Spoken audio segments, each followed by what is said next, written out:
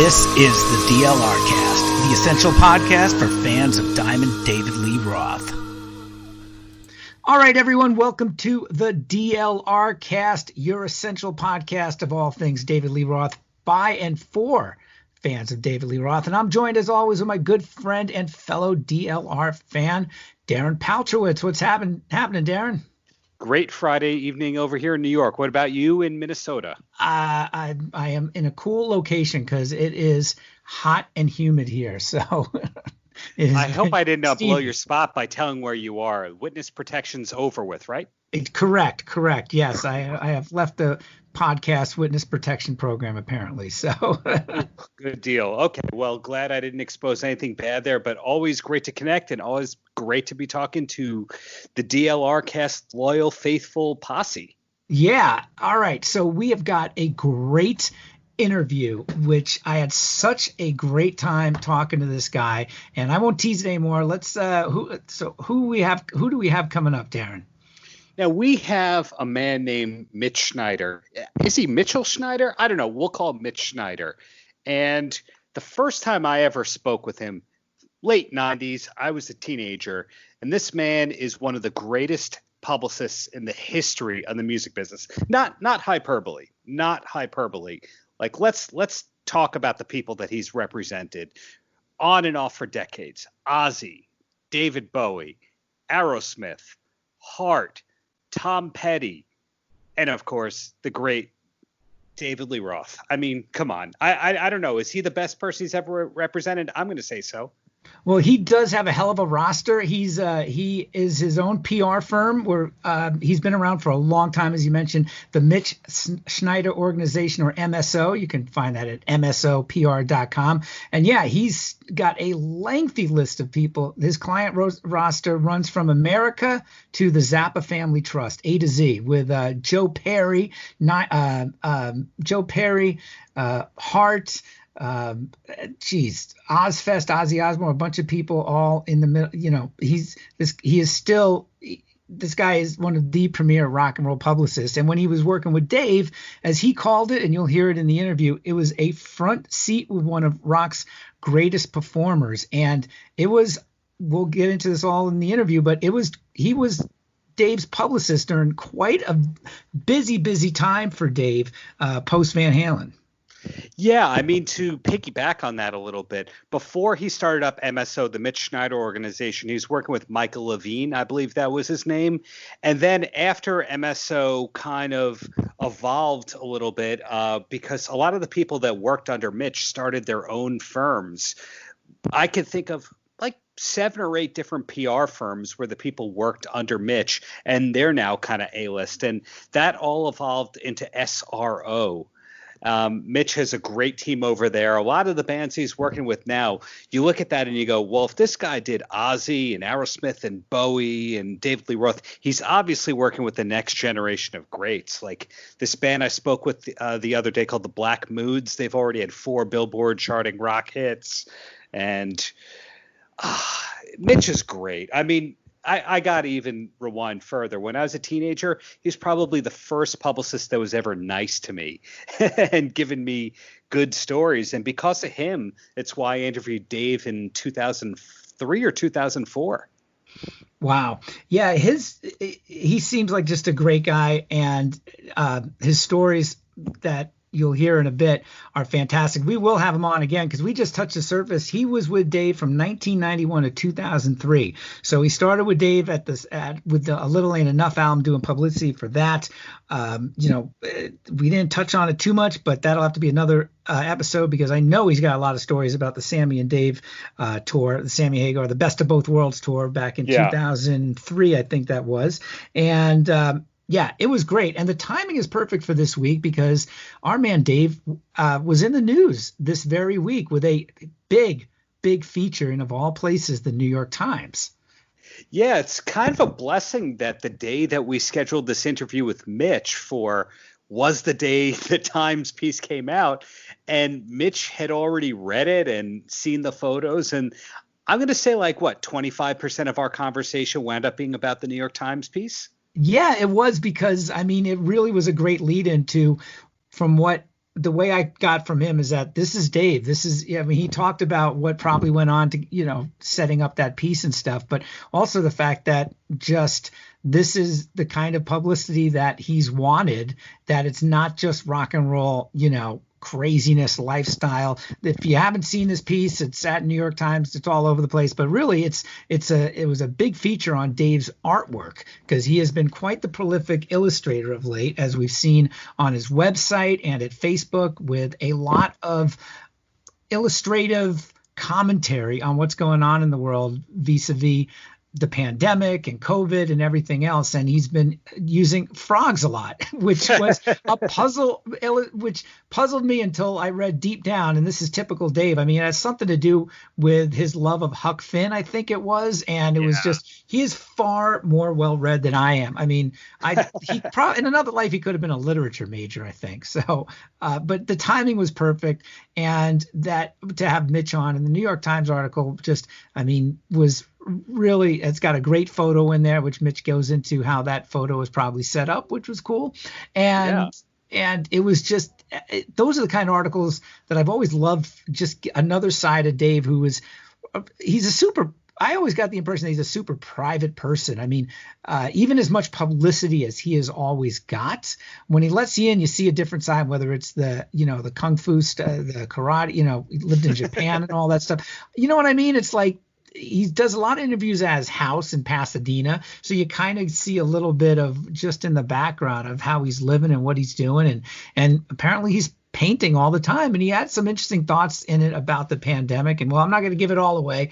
And we do want to get to Mitch. But yeah, I would, if you're a fan and you're listening to this, which is why you're listening to this, I would highly recommend finding that New York Times piece if you haven't already. Yeah, to pull the curtain back a little bit, you and I were talking for the last 2 weeks of, well, on one of these episodes, we have to talk about Dave's name change and is it real? What's the future for him? And luckily, the New York Times article addressed the name thing. It addressed kind of what he plans to do in the future and all that. So that saved us potentially looking a little foolish and almost like wrestling fans buying into the storylines is the reality a little bit. So that was a little bit of a blessing. But another great thing about Mitch is he shared a great story about Ted Nugent in there, who he worked with for a long time. Oh, yeah. I'm going to guess he worked with Nugent from maybe 86 to 2002. That's another long-term one. And then he shared a pretty good Steven Tyler story in there too. So even if you just came for the Roth, you also get the Tyler and the Nugent, almost like a 3-for-1 there. Yeah, well, that's a testament to a publicist, and you've worked with, and I've worked with a lot of music publicists. You certainly do every day. That's a testament to your talent, your ability, and just the relationships that you keep, that you can keep a rock star on your roster for a decade or more. You're getting it done. I mean, that and it's with, especially when you look at what he did with Dave and Ted at that time, you can make the argument. I mean, Ted certainly started he started in 86 with him with a Little Miss Dangerous album, past his prime. This was several years past Stranglehold. I like those albums, actually. Me too, I have all those albums, Dave certainly, I mean, A Little Ain't Enough came out in 91, right at the start of the grunge era, and sales were declining for Dave a bit. So the fact that he got a lot of publicity for those guys and got, kept attention on their records and stuff. It couldn't have been easy, but that's a testament to his talent and tenacity, I think. Well, connecting everything in a weird, bizarro, small world thing. Our last episode had Linus of Hollywood, Linus Dotson, on as our special guest. And Linus was the singer of a band called Size 14. And one of the ways I found out about Size 14 was they were represented by Mitch Schneider and MSO in like 96, 97. So the more time that goes by, if we're talking about rock superstars, it's kind of like all roads lead to Mitch Schneider in a way. It seems a lot of them do, for sure. Yeah, I think it's more artists that have worked with him than haven't worked with him when you're talking about the superstars. I don't know if AC/DC worked with him, but if they didn't, I'm sure they almost did, or somebody who worked with AC/DC did. Right. Well, yeah, it was a cool conversation, and what do you say we get to it? Yeah, let's get this one done. And Steve, I gotta say, I'm afraid this sets the watermark a little high for our podcast. I think I don't know where we go from here. How many Bissonnettes can we get on here? How many other publicists of Dave can we get on here? Yeah, I don't know. I mean, we're gonna we've landed some good. You've landed some great interviews. I mean, these have been fun talking to these folks, and I hope the audience is enjoying it. And yeah, go back and check the previous episodes. Linus of Hollywood and the guys from Limousine Beach were a lot of fun, and we will have more guests in the weeks and months ahead.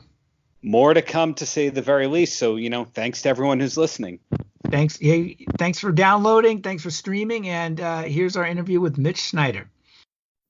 When I think of the best publicists in the music industry all time, you're top at that list. Not only that, one of the first people to actually take my inquiries when I was a teenager and be nice to me. So can you take that compliment? Yeah, it's awesome to hear that. And, I always said, because, I started out as a rock critic and I used to work with publicists. So when I became a publicist, I always said, well, I should become the best version of the publicist who would be able to easily work with journalists and make their life easy. So I always maintained that philosophy is the journalist's needs being met. That was just constantly always a part of what I did when I started. And to this day, we still, not only me, but just the whole company, we abide by that. And we're here to serve the media. I mean, of course, we're here to serve the client. Obviously, they're the ones paying. But, I've said through the years that clients can come and go and the media stays. I mean, what would be the point of back in the day, I used to tell people, what's the point of getting into an argument with Robert Hilburn of the Los Angeles Times, who may not have liked your client at the time? It would be like, well, first of all, we want to know Bob Hilburn's opinion, whether you like it or not. Certainly, he was one of the best rock critics in the country. So, but then I would just tell my staff, if someone doesn't like it, that's their opinion, and you move on to the next journalist. And if you still have that client, you present the next album to the journalist, and maybe they might like that one. See, the whole thing just goes back to the fact I started as a journalist. So some albums I would like, some albums I wouldn't. So that's just how I did my gig as a PR, just drawing always on my experience as a journalist. And our intro to the show is going to name the extensive all-time greats that you worked with. And still, when I see bands on your roster like Black Moods, who I'm talking to later today, you kind of go, well, if Mitch is working with them, there's a reason that they have hits and big things are going to come. So there's no shortage of great people you worked with. And Steve and I had to talk with you, to you. I don't know which one you say, because you worked extensively with the great David Lee Roth. What were the years of that? So I worked with David. We started at 1991 with the album A Little Ain't Enough. And we worked all the way through the 2003 album, which was called Diamond Dave. Right. Now, during that time, and there was always so much going on with Mr. Roth. There was the first Vegas residency in 1995, which we can talk about as we get deeper in. There was the autobiography. There was the 2 new songs on the Best of Van Halen album, and the controversy that went around that from the MTV Awards.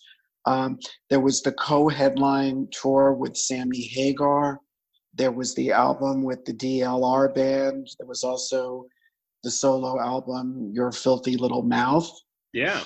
And there was, and we'll get into it, the very bizarre video he did called No Holds Barbecue. Oh, yeah. Was this crazy pop culture mashup experience that, and it was so tightly and quickly edited that it was just mind-blowing to watch it. And so I had a front seat with definitely one of rock's greatest performers. And people asked me about him, and I always said he was very meticulous, very detailed, very exacting about what he wanted. You know, and it's never necessarily, quote, easy, unquote, to work with artists like that. But it really asks you to step up your game as a publicist. So I definitely thrived on the challenge. I considered it a privilege. And I would work with him in a heartbeat again. And it was so cool to open the New York Times today and see almost a full page in the arts and leisure section about the quarantine art that he is producing during this upside down moment in history. So he still carries huge cachet, and a true visionary, and not warm and fuzzy to be around. But you know what? That really goes for a lot of rock and roll greats that I've worked with. But it's sort of like, you know, it's like, I never worked with Bob Dylan, but I probably wouldn't want to meet him necessarily because it's not going to be warm and fuzzy. But if you're looking for warm and fuzzy, then you're not going to go down an exciting road. So I have really thrived on working with difficult artists. When I say difficult, that's how they are described by the outside world. They're very difficult. But I've never really perceived it as difficult. It's sort of, they want to get it right. They're really detailed.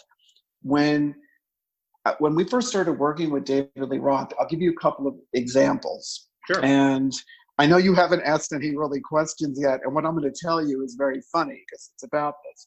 So it's 1991.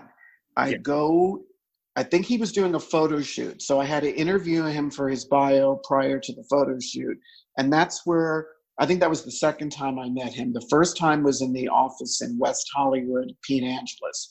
Okay, so I sit down, take out my tape recorder. I mean, I still am in journalist mode, and that's why a lot of artists like to work with me because they perceive me as a journalist, not only as a publicist. Right. So I take out my questions, and he takes the questions from my hand. He goes, "Oh, let me look at this." He looks at it, and then he gives it back to me, but he doesn't actually physically give it back to me. He just turns the piece of paper over and puts it on the table and says, "Oh, you won't need these."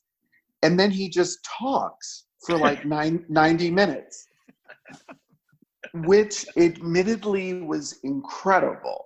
However, he still didn't answer some of the questions I had. So with that said, I'm throwing it back to you for you to ask me questions. Well, you said 91 to 2003? Yes. Okay, so that precedes the K-Rock radio and the EMT journey, but that includes basically the comeback and kind of rebuilding a guy who everyone knew was talented, but I don't know. A lot of people thought that he was kind of over if they weren't already diehards from Eat 'Em and Smile and that kind of thing. Yes, so that was a perception of David Lee Roth. And I mean, look, he's no longer in Van Halen.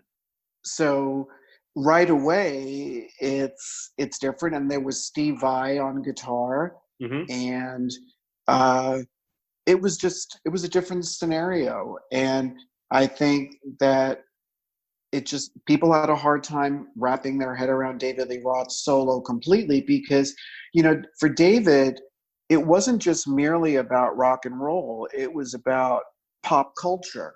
Mm-hmm. That he saw himself not merely as a vocalist and songwriter. Where's my place in pop culture? When we worked with him, he was more like, he was happy when I brought back a feature in that cool downtown New York publication called Paper. Mm-hmm. That meant more to him than me bringing back a big story in a music publication. It was always about, what is my cachet with the groovy people? That meant a lot to him because he felt he had it sewn up with the rock fans. And, well, you could say that he did have it sewn up, but maybe he didn't fortify it enough when he went into his solo years. Because he was larger than life. Where am I in pop culture? It's not just merely about rock and roll. I mean, the Vegas residency, that's a perfect example. He went in there early. It was 95.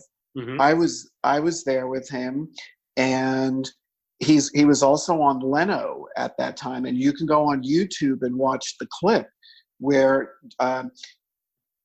Leno, it's not only the performance, he performs California Girls with all the girls and all of like the whole Vegas look. He's interviewed, and it's his his double entendres, which some people love and some people groaned at. And he said something on the panel, and I just looked at the clip earlier this morning before this interview, and he said something about California Girls. Oh yeah, they could make Michael Jackson quit the Boy Scouts.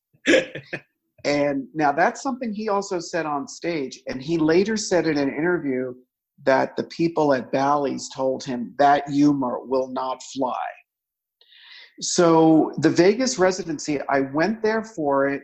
I remember being there 2 nights before, and you had to meet the Vegas media. So there was like a cocktail hour planned, and he was really super gracious, as only he could be, and he did everything right.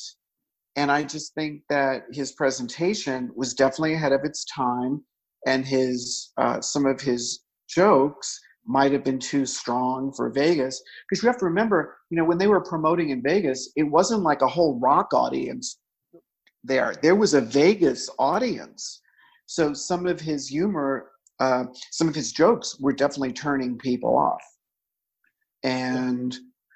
But again, he gave you like pure unadulterated David Lee Roth. And I remember having a great time.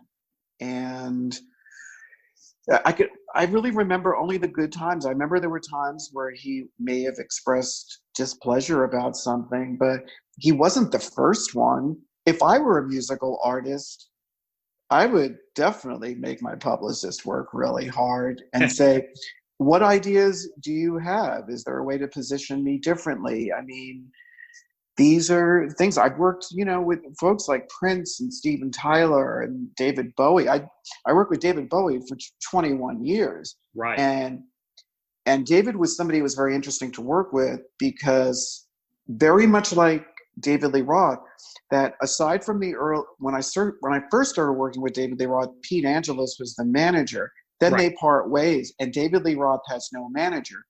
And traditionally with Bowie, at the years I was working with him, there was no official manager. There were manager consultants that were hired onto campaigns. So I was having one-on-one. And in rock and roll, it's often that you deal with the manager, mm-hmm. and that's how you get to the artist. But in working with Bowie and David Lee Roth, they contacted you directly. There was no wall. So you had to be so on your game that it was ridiculous. I mean, I look back and I go, wow, those were really crazy special times. And it's also before the internet, really, a lot of those early days. So a lot of it was happening on the phone, and it wasn't, well, you said this in an email. It wasn't right. about that. It was about live conversations. It was very much about the here and now. Yeah, some people used to say, I remember you saying that, but there was sort of like no documentation. So I think that I was able to be more freewheeling at that time, and I would really speak what's on my mind. Like everything now is happening in email, so you just right. got to be like ultra careful. So I know I'm digressing, but so did David Lee Roth. Before I let Steve get one question, there's just one thing I gotta know, because Steve's gonna have the smart questions. I'm gonna have the detail-oriented questions, and that's okay. My wife and I went to see the second and the third Vegas residency of this show that he was doing earlier this year. And before we went, I said, "Hey, I want to show you video of the original show he did in Vegas." And mm-hmm. It disappeared from YouTube. The Tonight Show is there. There used to be an EPK up of the original Vegas Mambo Slammer thing, and it disappeared. Do you know if any of those shows were actually filmed, if they're in anybody's archives? No idea. And it seems like somebody like David Lee Roth, again, who's really meticulous and detailed, probably removed them from the internet. He probably scrubbed it clean. Because, again, I had fun, but it was an early attempt, and he was criticized by some people for it. So he probably just had it, maybe he just had it removed. Got it. Over to you, Steve. Hey, Mitch. So you were saying when you started with Dave, it was with the Little Ain't Enough album, and where he was at in his career as far as, you know, kind of the rock and roll thing was changing, and kind of, you know, wasn't probably not as hot. Well, he wasn't as hot, let's say, as when Eat 'Em and Smile first came out. But so kind of a two-part question, was it somewhat kind of uphill given where he was at with his career, plus you got the ascendancy of grunge at that same time frame? I mean, I'm a big fan of that album. I consumed virtually every interview you got booked for him at that time. But, you know, you're preaching the converted, because, you know, this is obviously the DLR cast. But, there, you know, so there's that kind of question. The other part to this was, did he care about album reviews at all? Because, I mean, I think back to the famous quote from Van Halen, well, all the critics hate Van Halen and love Elvis Costello because they, you know, they look like Elvis Costello. But I'm just wondering if deep down, I mean, if he, and I've known plenty of artists who haven't cared a whit, and other ones that were, you know, took issue with some with reviews often. Yeah, I would say David Lee Roth is the kind of artist that didn't live his life by album or live reviews. I mean, I think he would be happy if somebody said something nice about him in Time Magazine or Rolling Stone, but it didn't define his day. His ego is just too big to have one person alter his day. Right. That's the perception I've often had too. I was just curious though, because I mean, some albums have been much better received than others. And I mean, as an artist, you're obviously creating, and you're creating for the public. But I often wondered if he just was even kind of above that. It's like, listen, this is what I'm making. This is what I'm doing. It's not going to bother me one way or the other. Yeah, I mean, just even the visual presentation of David Lee Roth, it wasn't meant for the rock critic intelligentsia. So he fully knew the tools he was playing with. And again, for him, it was about not letting people tell him what to do. I just think that would hold him back. I mean, I just think of like the lyrics to Running with the Devil. Those are his lyrics. And I think that perfectly lays out his boldness, that no one's at home waiting for him. And it was just, I mean, those are some of the best rock and roll lyrics. And I really believe that, like, that was like his, that he lived like that. That's his anthem. He lives like that. I mean, just even looking at the New York Times today, just sitting in his outfit with paint on it. And you know, he staged that photo with the photographer really well. Yeah. I just looked at it, but that's David Lee Roth. It's like, well, you might as well look good. Speaking of photos, so when we first started working with him, I guess it was the Little Ain't Enough album, or it was another album. He gave us a photo of that he was recording somewhere in Vancouver. Probably the warehouse. Oh yeah, the famous the famous hotel, the hotel photo, his hotel room photo, correct? Where he's sitting, exactly. Where he's sitting amidst a complete disaster of a destroyed hotel room with, I think, a groupie somewhere in that shot as well. Yes. Okay. So I remember, like, when I saw that, I said to myself, "Oh my God, this is a perfect example of immaculate disarray." And so it was our job to get that photo planted in the media, which we did. That photo is so staged, right to where the bottle of alcohol is situated, to where you see the groupie gal, the seeming groupie gal somewhere in the back, and where everything is laying in that photo. And it's like, oh my God, it's so well thought out. But you know what? He just made it fun for everybody. There's just like nothing dull about David Lee Roth. Everything had to be big, exciting, and he was just so freewheeling and funny and well thought out.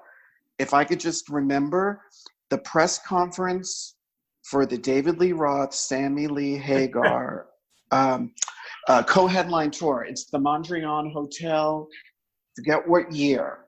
And 03, I think. Yeah. Okay. And somebody says something about Gary Sharon. And he says, oh, wasn't he in the Vagina Monologues?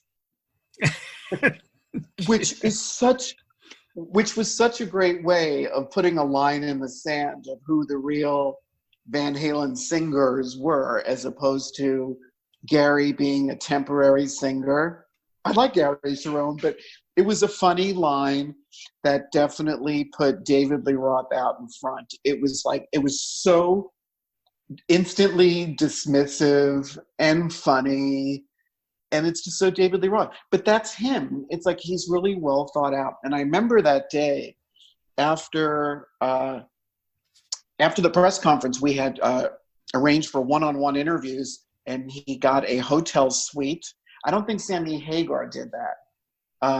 I could be wrong.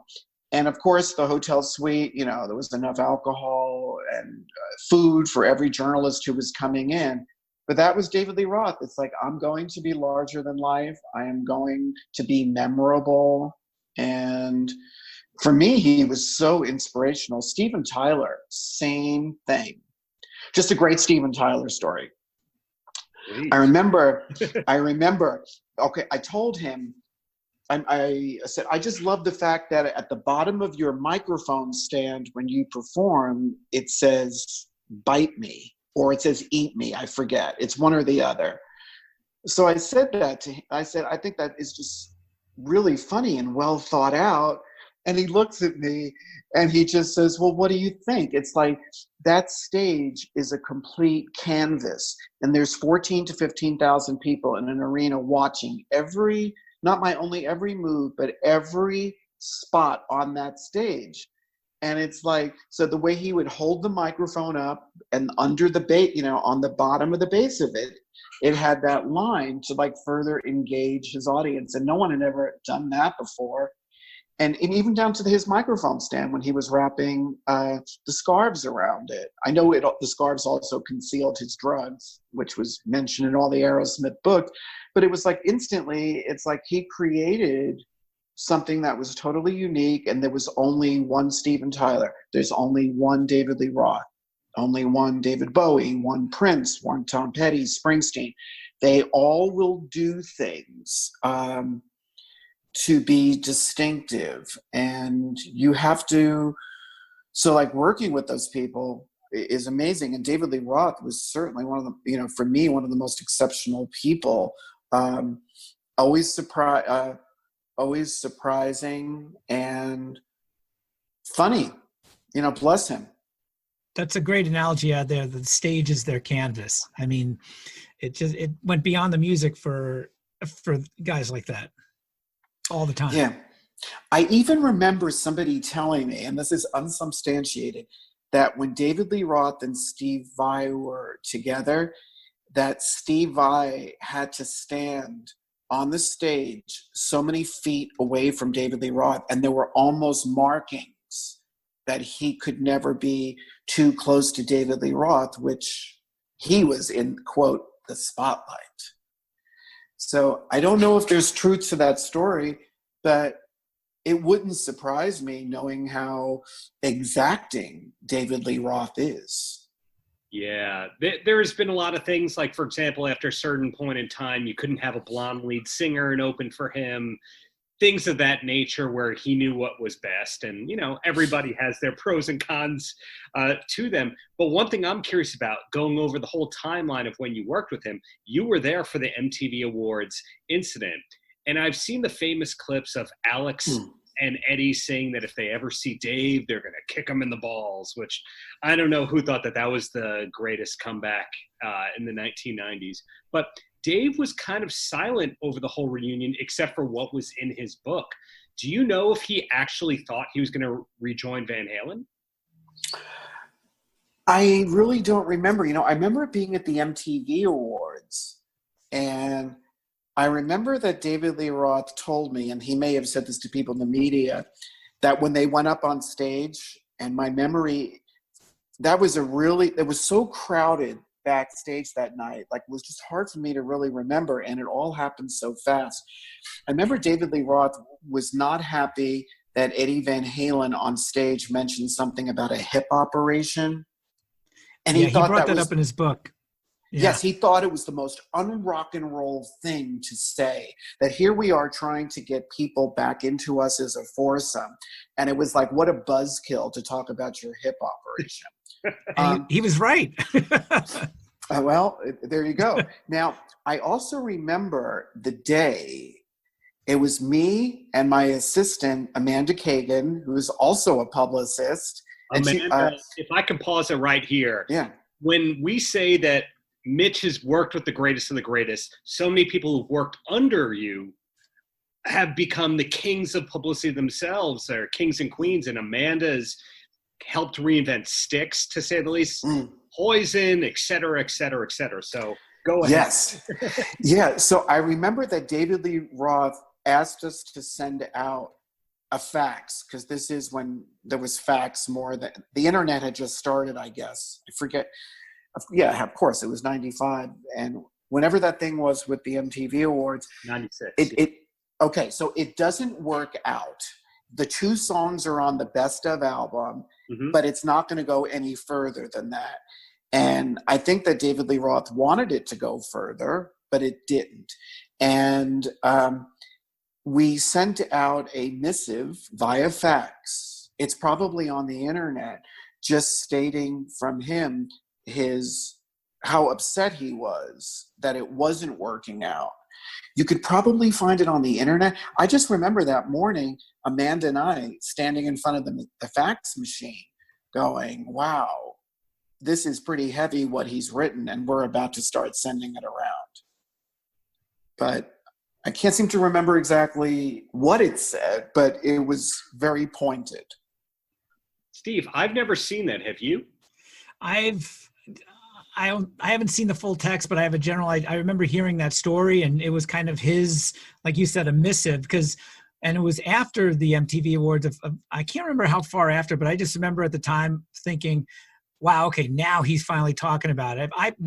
And hindsight's 2020, but I look back on that where there was a lot of acrimony, but it was really from one set of brothers to a lead singer, and I thought Dave more or less kind of held his fire until that fax, with the exception of the fact that he brought up, and I remember him talking about that as well, and later in the book, but the whole hip comment. I mean, it must have been very tough for you to navigate, Mitch, and maybe there's other reasons why you don't remember it all, because it would have seemed like it was a minefield, for goodness sakes. Or it could have been. Kudos to your hard work and professionalism for it going, for at least the way it was portrayed in the press to a large degree. Thank you. It's interesting to look back on the media and things that happened before the real dawn of the internet, because there are things that happen that you can't precisely remember, but now you can because of the internet. Like one of the things I did for Ted Nugent, I was his PR guy for many years. It was back in 1986. I heard that Muzak, the company, was going up for sale. I read it in the USA Today Money section. Westinghouse owned Muzak. So I remember looking at it going, oh, wouldn't that be cool if somebody bought Muzak to destroy it? So a story in USA Today said Westinghouse was selling it. So I called up Ted Nugent via his manager, Doug Banger. We all got on the phone. And I said, can I call up and make a bogus offer to buy it? And let's see what happens. So I think the USA Today story said it was going to go up for $23 million or whatever it was. So I came in with a deliberately low offer. And it was to a secretary or assistant on the phone.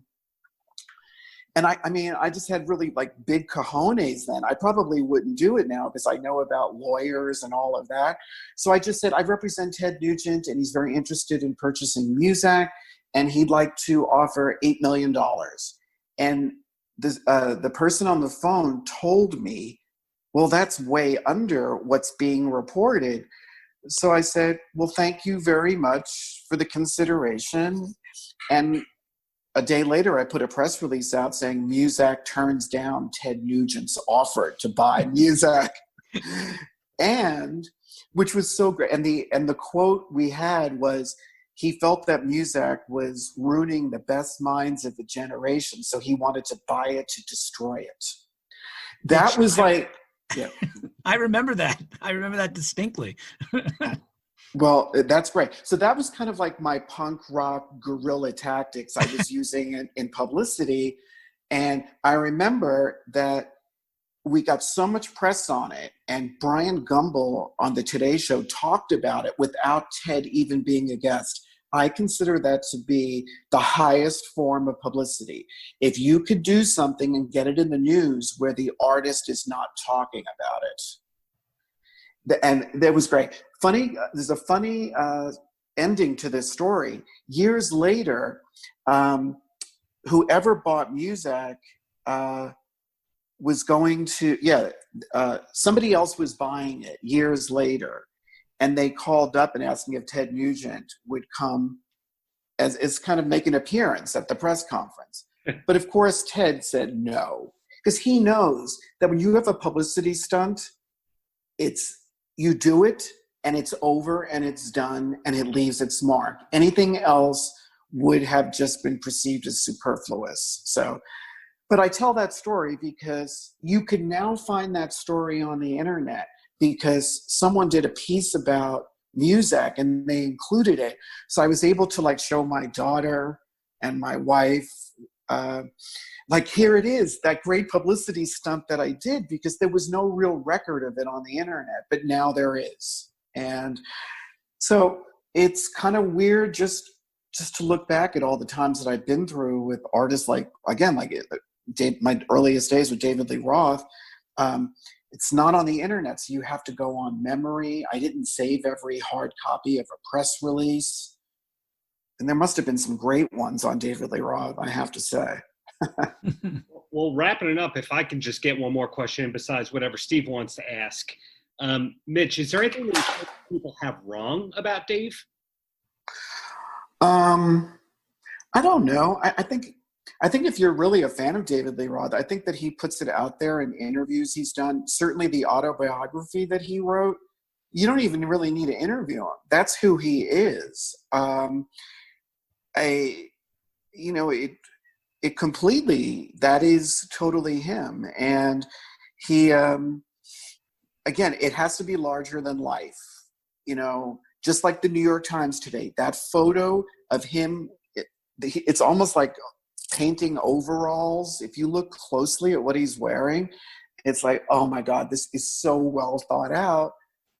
And I looked at it and it just made me smile, saying he still gets it right.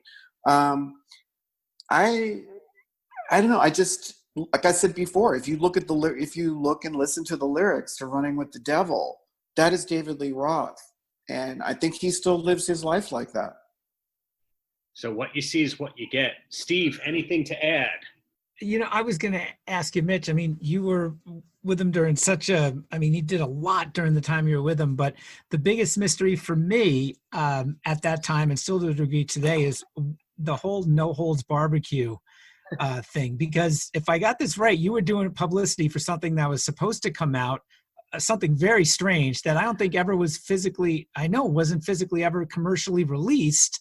And yet there was press about it.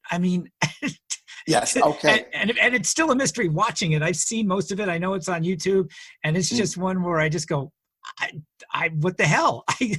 But from a publicity standpoint, as a marketing and publicity guy, I'm thinking, how the hell did you, what was the strategy on doing that? What was that phone call like? Okay. So he shows us the no holds bar video, which is a quickly edited piece with music, karate, pop culture. He's in different costumes. Yes, it was the whole crazy thing, and it was really. I remember laughing and thinking, this is really funny, and it's very avant-garde in its own way. And, you know, again, like noting that he liked being in hip New York publications like Paper, I understood. So he asked about getting it out. And I said, well, aside from putting a press release out about it, we should send it to people. So there were like 100 VHS copies made, and we sent them out to the media. And I remember like a week or two after people received it and had a chance to watch it, it was definitely a WTF, like, Mitch, what's going on here? And it's like David Lee Roth. There has to be I know I sent it out with either a letter or a press release. I wish I had it. Oh, I might be able to dig it up. I got 2 VHS copies and a letter that I remember ended with the word "what was that?" The W. What was that? Yeah. Oh, well, and Mitch, I have the photo of it on my wall. I'm going to walk the computer over there. Wow. You, I don't know if you could see it right there. How do I angle it? It's next to Gallagher. Okay. Oh man, how do I show this on the thing? There you go. Go to your right. Oh yes. It's a hand-drawn kind of thing he did. Yeah. Wow. Yeah. Definitely looks memorable. So yeah, if you have that note, if you could just take a picture of the note on your phone and send it to me. See if I can.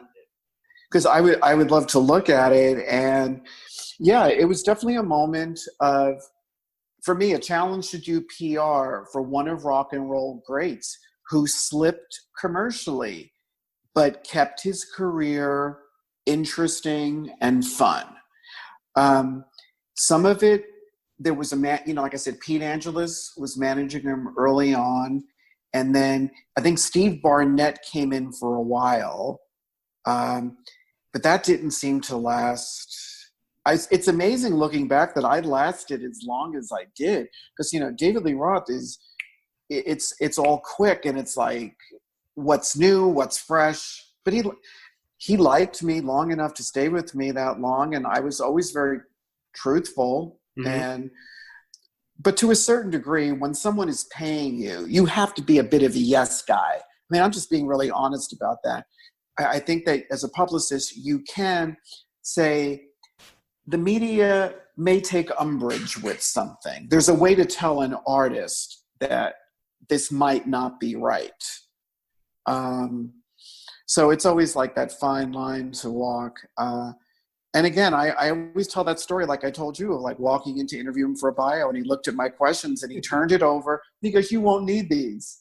And he just talked and riffed and brings you into his world. And there you go. Diamond Dave. That New York Times article today was just, I mean, if you hadn't followed him for a while and you were wondering, I mean, he still seems exactly the same. This stream of consciousness, non sequitur sort of thing that all kind of ties together this overall theme, what he's trying to put forth out there, in this case about his art. And, you know, I was out of breath by the time I finished reading it, trying to, you know, get all the references and figure it out, but I get it. Yeah. One of the great things that David Lee Roth would say, and I use it to this day, and I always quote him. It's such a great David Lee Rothism because it doesn't really make sense, but it does make sense. When he didn't like something, he would just say 1-800-SEE-YA. Yeah.